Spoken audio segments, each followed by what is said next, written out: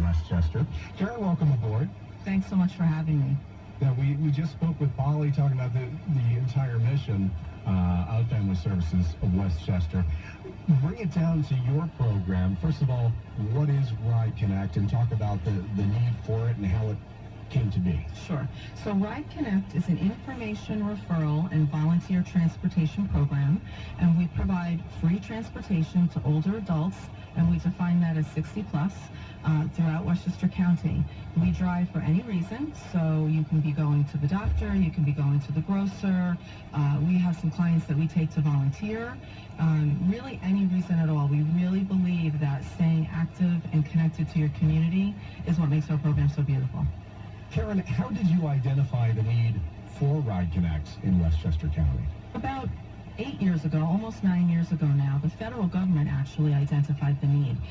They realized that while public transportation is great, it really doesn't serve the needs of everyone. Either there's no public transportation in certain parts of Westchester County specifically, or people just can't access it. If they're an older adult, they may have a walker or in a wheelchair. They can't really use that public transportation, so the federal government realized this need and coined a term called mobility management. These programs are all throughout the country, but our particular program serves specifically Westchester County residents. What does that need look like in the Portchester area? Well, the need in the Portchester area is similar to the need really countywide, and that really is that older adults 60 plus who are having a difficult time getting around, whether that be a physical impairment that they can't get around or a financial impairment. I mean, let's face it, a taxi can be expensive. Even a bus for some people, while that's not a huge price, still can be the difference between do I buy my groceries or do I get to the doctor. I'm going to play devil's advocate for a moment and say, well, with things like Uber and Lyft out there and those rides becoming a little more manageable, is the need still as great? Yeah, absolutely, and let me tell you why. So Uber's great. My kids use Uber. I use Uber. But think about yourself now at 90, 95. They probably don't even have a cell phone. So that's problem number one. They really don't know how to use the technology. But number two, there's really the relationship that gets built between the volunteer and the client. And again, even though Uber is cheaper, it's not free. When did Rideconnect start, and talk about how many rides that you've given through the years and then how it works? Sure. So Rideconnect was given federal funding in 2010, late 2010. It was really almost 2011. It took us about a year to build the program, to develop the software, etc. In 2012, we actually started to provide rides. That first full year, we provided 993 rides and referrals. Last year, we just calculated our numbers, and we were at 20,440. That is an incredible growth. That said, we still turn away about 130 people a month. Why is that? Because we don't have enough volunteer drivers. We have about 250 volunteer drivers. These volunteers are angels here on earth. I really mean that. But I really could use 1,000. Does Rideconnect have its own vehicles? Will I see a Rideconnect minivan going down, who knows, 84 or what have you? Well, yes and no. So our volunteers drive their own vehicles, and they use their own gas. They really and truly are paying it forward in a very big way. But we do actually have a small minibus that is donated to us, actually. So it's a little bit old, but it works. And we do a weekly shopping trip, and we do that in a few different communities. We're looking to expand it.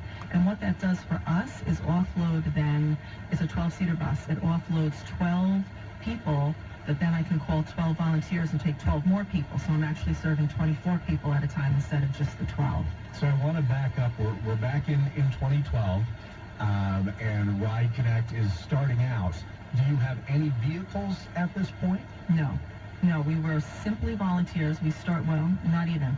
When we first started the program, it was a lot of me and the community just really getting out there and asking and sharing our story. And I will tell you that if I had a volunteer here with me, they would tell you that not only do they change the lives of the client, but that their lives have been changed as well.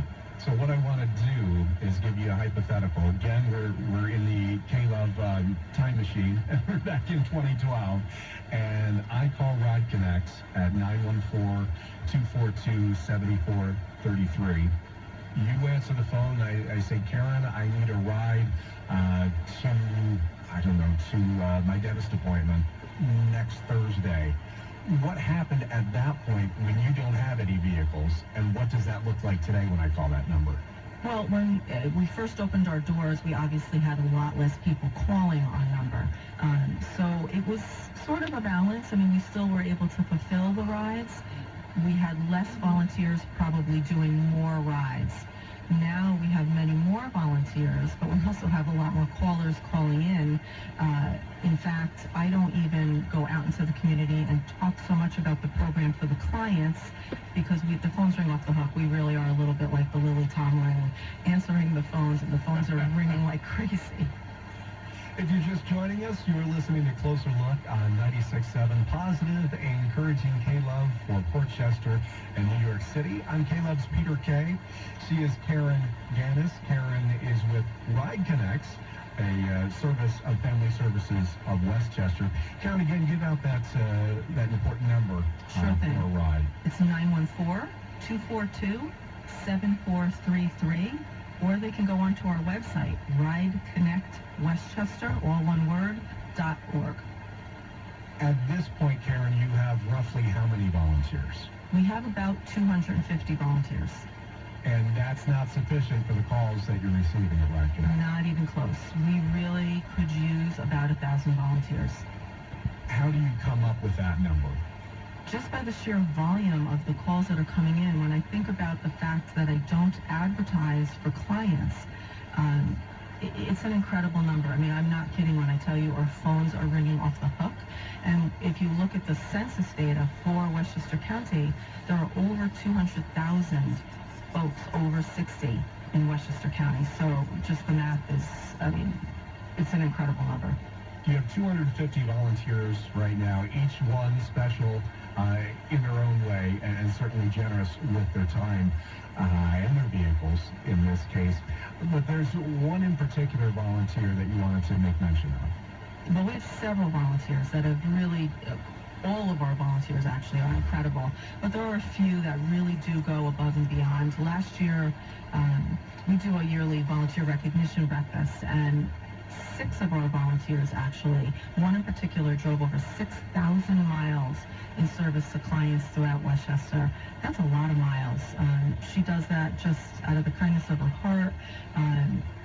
I think she did over 400 rides last year. Now, that said, not to scare folks off, we also have volunteers that do 1 or 2 rides in a year.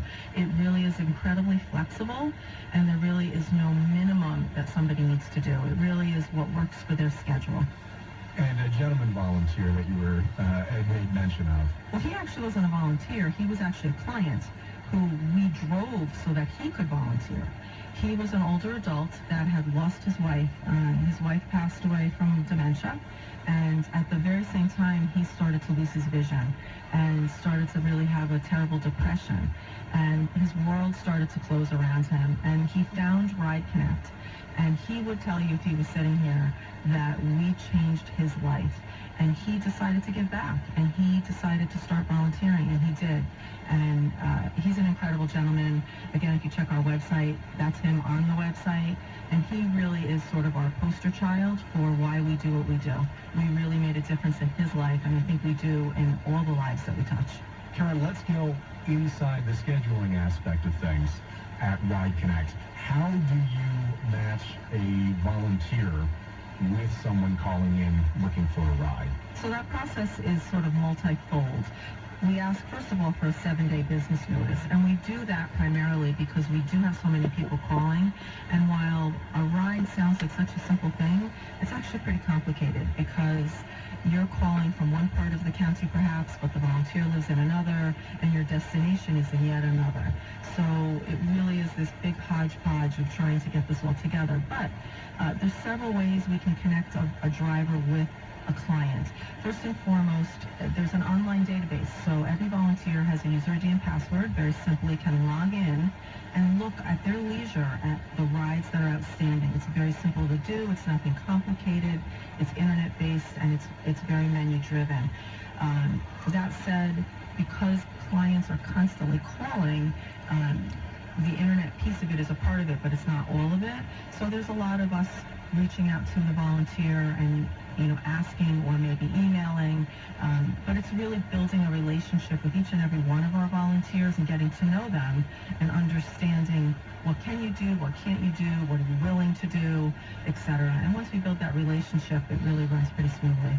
So for someone looking to volunteer, just kind of piquing their interest at this point, they're not really volunteering for Mondays and Wednesdays. I work with Rideconnect, or I'm volunteering, I need to cover 10 rides per month. Is that the case? Exactly right. So when somebody comes in to volunteer with us, we tell them, and it's not just words, we really mean you give us what you can give us, because every ride you give us is one less person I told no. So if you can give me one ride a month, we're happy to have it. If you can give me 10, that's fantastic. But there's no requirement, there's no demand. We do ask, we're obviously going to ask, that's why we're here. But if you can't do it, it's okay. Walk me through the process of becoming a Rideconnect volunteer. It's a pretty simple process. We get together, either the volunteer meets with me in our new offices in Katona, or I meet with them wherever it's convenient. There's a little bit of paperwork. We do a criminal background check, which makes good sense, and we do a DMV check to make sure that the license is clean. And then it's really just, a conversation about what works for them. Where do they live? Where are they willing to drive? Where are they not willing to drive? Our volunteers can range in age from 21 to 80, and we have volunteers that range that whole age span. You can have children. Children are welcome to come. In fact, we encourage it because we believe, again, in the value of that relationship. So having an older adult in the car with a child just brings that little bit of joy to the table that they might not otherwise see anymore. Two things that you've mentioned thus far about volunteering, and I work with a lot of nonprofits, and there's so many opportunities to volunteer wherever you go. But two things that you've mentioned that really kind of taken me back that I hadn't heard of in the past. You have a volunteer that was bringing a volunteer somewhere so he could volunteer somewhere else. That one's a new one on me. But also what I think is neat is the age range of your volunteers. You said 20 to 21, 80, basically 21 to 80. And I'm thinking the idea of Rideconnect is aimed at our older citizens, and how nice that must be that they're, in any regard, but especially having an older person, driving an older person, there's that connection to be made as well. I think there's both. I think, again, the value of our program, or the beauty of our program, is that while it's very important to get to doctor's appointments, and we all need to go to doctor's appointments, if that's all you're doing, you're really not aging well, you're dying well. And so we really believe that it's important to get folks to do, like you said, to volunteer. This particular client that we took to volunteer, that changed his life. He was now able to feel like he brought value. Instead of just sitting in his home and doing nothing, he was able to get out and help other people. And what he did was volunteer at a place for older adults with dementia. So he kind of gave back where his wife was ill. From an age perspective, I think if you're an older adult serving an older adult, there's some beauty in that. But also, I think, how beautiful is it to have a younger adult see an older adult, and an older adult have that relationship with a younger adult that they might not otherwise get. Both people are getting something from that relationship. So I think, regardless of the age, it's incredible. If you're just joining us, yes, this is 96.7 Positive, Encouraging K-Love. This is what we call Closer Look, when we take time to spotlight local organizations and individuals really making a positive impact in their community. And one person doing just that, our guest this evening, Karen Gannis. Again, Karen is with Rideconnect, and you can get a hold of them by calling 914-242-7433. And Karen, what is the web address? Rideconnect Westchester, and that's all one word, .org. What else should I know as far as looking into volunteering? One thing that just came across in my mind is what qualifications do I need? Obviously, clean driver's license. Are there any restrictions on my vehicle? Do I need to carry a particular type of insurance? How does that work? No, the qualifications are pretty simple. Like you mentioned, you need a clean driving record. You need to be between the ages of 21 and 80. And really just have a passion and an interest in working with older adults and giving back. It's really that simple. Earlier in the program, you had mentioned that your volunteers, you're not just giving rides, you're helping change lives. Give another example of a life change through Rideconnect. Oh, absolutely. I can tell you countless stories. We have a client that, well, several clients. I'll give you a few. One is a medical story. We had a client who needed dialysis, and that's a big nut to crack. That's 3 days a week, 4 hours at a clip. It's a very hard ride to fulfill, and they had no money, and they had really no way of getting there. And through a team of volunteers, actually, not just one volunteer, we were able to, and we continue to, get this particular client to services so that they can stay alive. I mean, in that particular case, that really is a medical appointment that's incredibly necessary. And our volunteers go out of their way to make sure that that client gets to the appointment, because if they don't, that's not just a missed meal. That's a real problem. We have many other clients that, again, we take some clients to volunteer. We have a client that's blind and had trouble getting around with their guide dog, and we have some wonderful volunteers that are very willing to put the dog in their car and drive the dog and the client. We have some older adults who, one particular couple needed to visit their daughter in a nursing home. Their daughter had some catastrophic illness, and they couldn't get there to visit her. And so we had volunteers that were willing to do that. So, I mean, I can tell you story after story after story. Some are simple and mundane. Some people just need to get to the grocery store. Some people just like to go to the library or the theater. But some people really have great need that really have no way to get there. Either their families are far away, or their families aren't really available, and our volunteers really step in and kind of become family. Let's say I'm in a position where I would love to help with Rideconnect. However, with my schedule, it's just not going to happen, or maybe vehicle-wise, I don't even have a vehicle, but I can give of my time in other ways, or maybe of my finances. Is there a place for me? Well, there's certainly always a place for the finances. Rideconnect is a nonprofit, and donations are always welcome and encouraged. But that said, really, we need our volunteers. That's kind of our meat and potatoes, because if somebody donated $1 million to me, I certainly would put it to good use. But without my volunteers to help do the driving, I really don't have a program. So a car really is sort of, I mean, we could always use help in the office.